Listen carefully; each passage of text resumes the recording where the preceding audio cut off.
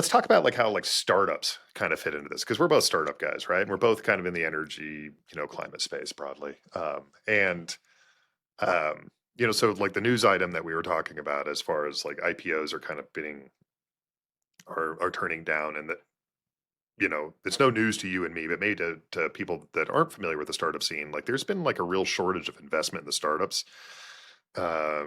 for about the last 3 years. And everybody was kind of hoping that this was the year that it was going to start to open up a little bit and we'd kind of get that engine turning over again. Um, Yeah. Yeah. I think it's worth,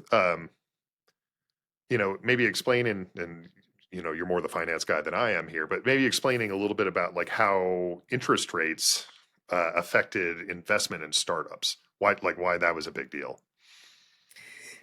Yeah. Well, the Fed pursued a policy that was needed to bring inflation down.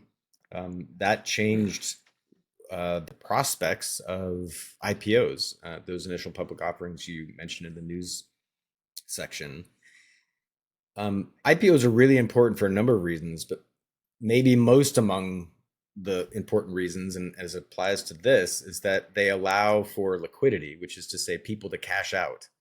And it's not just the founders and CEOs like you and me, but it's also the investors who have put millions and millions of dollars into these startups. An IPO allows them to take some money off the table and put it back into new startups.